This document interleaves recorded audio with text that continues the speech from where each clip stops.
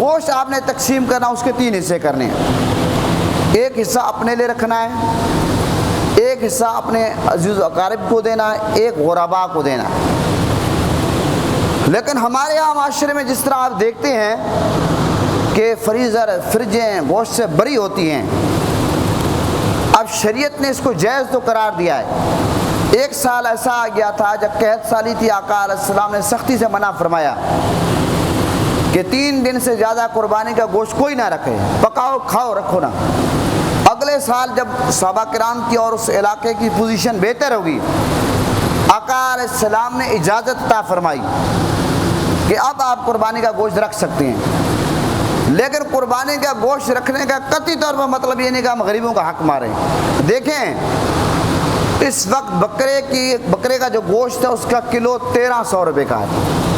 مجھے آپ یہ بتائیں، کیا غریب لوگ بکرے کا گوشت لے سکتے ہیں؟ نہیں لے سکتے۔ صرف آپ اس بات کو سوچ لیں، جب غریب لوگ بکرے کا گوشت نہیں لے سکتے اور ہم فریجیں بھر کے رکھ دیں اور ہم محرم سے آگے تک گوشت کھاتے رہیں، یقیناً ہمارے لیے جائز تو ہوگا، لیکن مجھے آپ یہ بتائیں کیا یہ بات مناسب ہے؟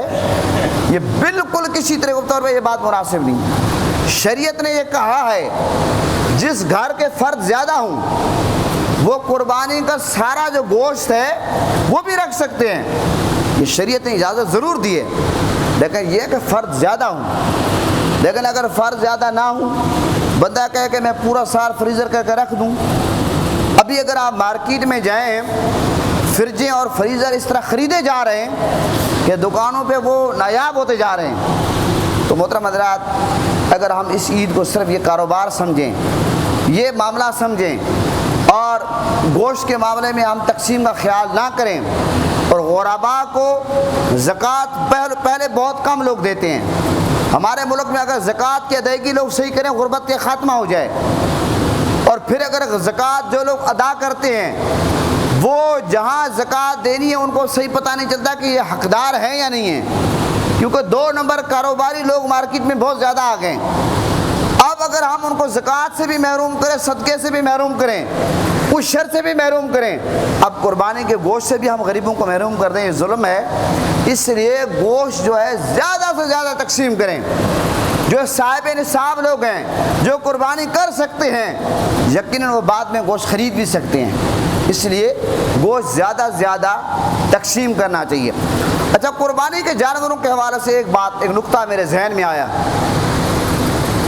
جس طرح ہم چاہتے ہیں، شریعت کا یہ حکم ہے کہ جو جانور ہم قربانی کے لیے خریدیں وہ بے عیب ہو، اس میں عیب نہ ہو، ایسا ہے یا نہیں ہے؟ لیکن ایک بات میں اس میں یہ عرض کروں گا، جس مال سے، جس پیسے سے آپ جانور خرید رہے ہیں وہ بھی بے عیب ہونا ضروری ہے۔ یہاں پر لوگ جانوروں کے کان تو دیکھتے ہیں، جانوروں کے سینگ تو دیکھتے ہیں، جانور کا موٹا پا تو دیکھتے ہیں، جانور کا صحت مند ہونا تو دیکھتے ہیں، لیکن لوگ یہ نہیں دیکھتے کہ جس پیسے سے ہم جانور منڈی میں خریدنے جا رہے ہیں یہ پیسہ حلال کا ہے یا نہیں ہے۔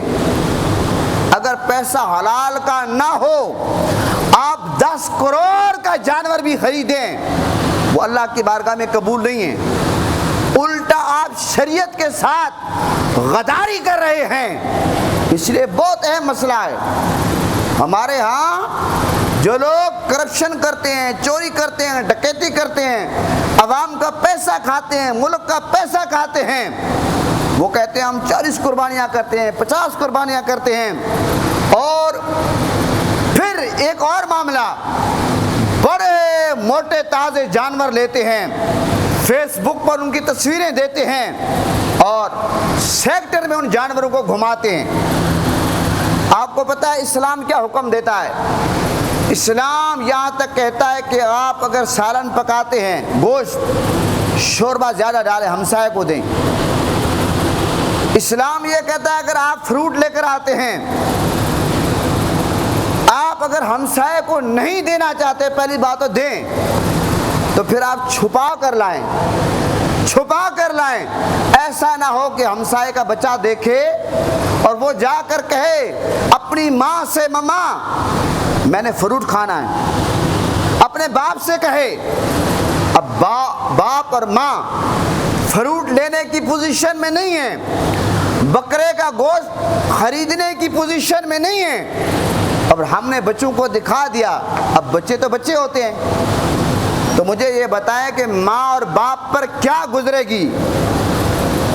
آج یہ جو لوگ جانور قربانی کے خریدتے ہیں ان کو پورے شہر میں یا کم از کم سیکٹر میں گلیوں میں طواف کرواتے ہیں اور نمود و نمائش کرتے ہیں اور لوگوں کو بتاتے ہیں، دکھاتے ہیں کہ ہم نے اتنا بڑا مہنگا جانور لیا۔ بچے کہتے ہیں میرے بابا نے اتنا بڑا مہنگا جانور لیا۔ اب بچے کو تو نہیں پتا کہ دوسرے بچے پہ کیا گزرے گی۔ مجھے آپ یہ بتائیں، ایمان سے بتائیں، یہ پہلے کبھی یہ چیزیں آپ نے دیکھی ہیں؟ لوگ قربانی تو شروع سے کرتے آ رہے ہیں، قربانی کو اب سے نہیں ہو رہی، قربانی پہلے سے ہوتی آ رہی ہے۔ یہ 10-20 سال پہلے کبھی آپ نے دیکھا ہے کہ قربانی کا جانور کو کوئی جہاں تک پورے سیکٹر میں، محلے میں، گلیوں میں گھما رہا ہو، دکھا رہا ہو؟ وہ طریقہ کار ہوتا ہے۔ آپ اگر نماز پڑھیں، آپ ساری دنیا کو بتائیں کہ میں نے نماز پڑھی، لوگ کہیں گے یہ ریاکاری کر رہا ہے۔ آپ اگر کسی کو کھانا کھلا دیں، آپ ساری دنیا کو بتائیں میں نے کھانا کھلایا، لوگ کہیں گے یہ ریاکاری کر رہا ہے۔ ادھر آپ ایک بکرا لے کر آتے ہیں، لوگوں کا، غریبوں کا جینا حرام کر دیتے ہیں۔ محترم حضرات، اگر ہم غریبوں کا خیال نہیں کر سکتے، غریبوں کا دل تو نہ دکھائیں۔ اب یہ کتنا اہم مسئلہ ہے، مجال ہے کوئی توجہ کرے۔ آپ کو ساری کتابوں میں آج کل جو نئی کتابیں لکھی جا رہی ہیں مسائل کی، سارے لوگ جانوروں کے بھی فلاں اعضاء سلامت ہونے چاہیے، جانور صحت مند ہونا چاہیے، ایسا ہونا چاہیے، موٹا تازہ۔ بھائی یہ بھی تو لکھو، یہ بھی بیان کرو۔ جانور خریدنے جا رہے ہیں، وہ پیسہ کہاں سے آیا؟ اگر وہ پیسہ چوری کا ہے تو پھر وہ جانور خریدنے کا فائدہ کیا ہے؟ وہ تو چوری والا مال تو اللہ کی بارگاہ میں قبول نہیں ہے۔ اگر کوئی بندہ چوری کر کے حج کرے، حج ادا نہیں ہوتا۔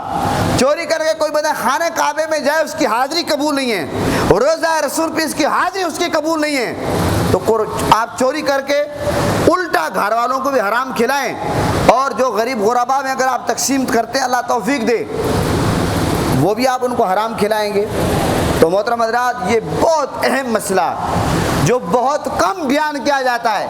میری کوشش یہ ہوتی ہے ایک ایسی بات جو کم کی جاتی ہو لوگوں کے سامنے رکھنی چاہیے، تاکہ لوگ اس پر غور و فکر کریں۔ نئی سے نئی چیز لوگوں کو دینی چاہیے، اور جو لوگوں کی ضرورت ہو، جس پر لوگ سوال تو نہ کرتے ہوں لیکن دل میں وہ سوال لوگوں کے دماغ میں اٹھتا ہو۔ محترم حضرات، یہ بہت اہم مسئلہ ہے۔ اس کے علاوہ ایک اور قربانی کا مسئلہ، ہمارے ہاں معاشرے میں لوگ ایک بکرا لے لیتے ہیں، کہتے ہیں سارے گھر والوں کی طرف سے قربانی ہو گئی ہے۔ یہ ایک چکر دینے کا اور نیا طریقہ ہے۔ جناب عالی، گھر میں جتنے بھی افراد ہیں، اگر باپ کے 3 بیٹے ہیں، تینوں صاحب نصاب ہیں، کماتے ہیں اور ان کے پاس پیسہ ہے، تو تینوں پر قربانی واجب ہے۔ اگر 3 بیٹیاں ہیں، تینوں صاحب نصاب ہیں، ان پر قربانی واجب ہے۔ یہ جو لوگ چکر چلاتے ہیں ایک بکرے سے سارے گھر والوں کو قربانی ہو جائے گی، یہ کسی بھی صورت میں نہیں ہوگی، بلکہ کسی ایک کی بھی نہیں ہوگی۔ آپ کہیں کہ سارے گھر والوں کی قربانی ایک حصے ہو، اس طرح نہیں ہوتی۔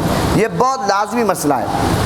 دوسرے نمبر پر یہ جو نفلی قربانی کی جاتی ہے، حضور نبی کریم صلی اللہ علیہ وسلم کی قربانی کی جاتی ہے، صحابہ کرام کے نام کی قربانیاں کی جاتی ہیں، اہل بیت کے نام کی جاتی ہے، پنجتن پاک کی جاتی ہے، پیر و مرشد اولیاء کرام بزرگان دین کی۔ یہ جو نفلی قربانی ہے، یہ آپ زندہ کی طرف سے کریں یا اس کی طرف سے کریں جو دنیا سے پردہ کر چکے ہیں، دونوں کی طرف سے ہو جاتی ہے۔